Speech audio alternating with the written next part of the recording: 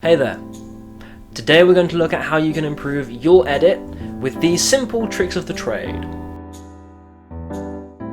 One thing that I found recently, and I'm trying with this video, is that if you have 1080p footage but you edit and export in 4K, you can then upload to YouTube or to Vimeo in 4K. And then having that option in the little gear wheel to then go all the way up to 4K can then give your content and you a bit more of a professional feel. One other thing that I discovered recently is that modern phones and phones that are coming out in the near future are going to start playing video in 18:9 rather than the standard 16:9 ratio. So if you go into your sequence settings and you change it to a 2:1 or an 18:9, then you will be keeping up with the times and future-proofing your content. Now I know I've said this before and I've shown you this before, but it warrants saying again. Working with black bars gives you more freedom of movement in your editing than just editing it in a standard widescreen format. So what I encourage you to do is to edit in a normal sequence, put in your black bars, then once you're done, you get another sequence, put that in widescreen, and then move everything from the first sequence into the widescreen sequence, and then export from that. And what that will do is that will get rid of the black bars, and when you go to export and upload, those black bars will not be there. And then the black bars become more of a reference to how the final product is going to look, and it also ensures, again, that you can move the screen up and down a bit more to add a bit more dynamic movement to your shots. Especially grand shots, say, like taken from drones. One thing that I do in my videos is that I work with the camera blur effect rather than the Gaussian? Which one is it? I'll say Gaussian. The Gaussian blur effect.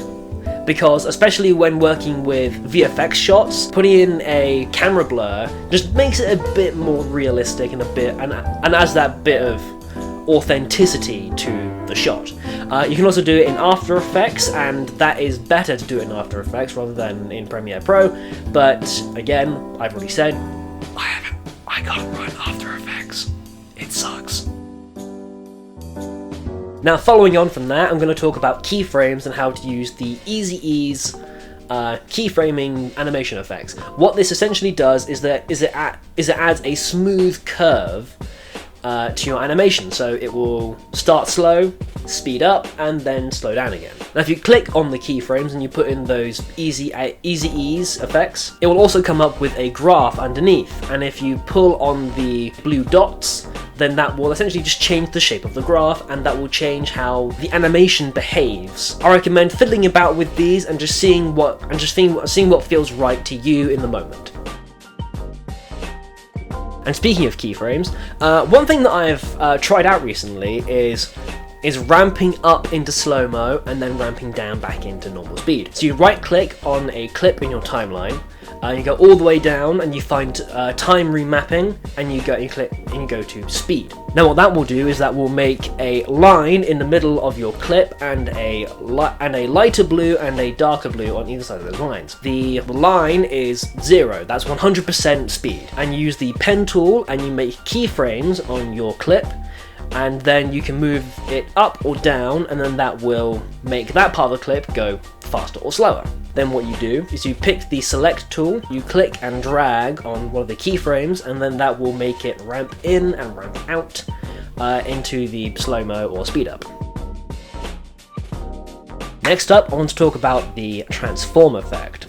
Now what this essentially does is it lets you affect all the properties of a clip, like the position, the scale, the opacity, the rotation, all that stuff, but without actually properly affecting it. A benefit of this is that animating within the transform effect in your clip will then add a motion blur. So what you do is you make all the normal adjustments you would make, but you do it in the transform effect, and then Premiere will add a nice motion blur to your animation. The horizontal and vertical flips are useful for getting a smooth, continuous movement between shots. For instance, if you have a shot that goes right, a shot that goes left, and a shot that goes right, and you want to put them in that order, what you do is you put the horizontal flip on the middle clip, and then that will flip it round, so then the movement will appear to go right, right, and then right again. My last piece of advice is to up the bitrate when you go to export, because the standard Premiere Pro bitrate is not terrible, but it's not great. Its normal one is around 10. I'd up it to maybe around 30. And what this does is that it enables your final video to retain more detail and have less compression on the final export. And there we have it, another video in the bag. I hope this has been helpful to you in any way, shape or form.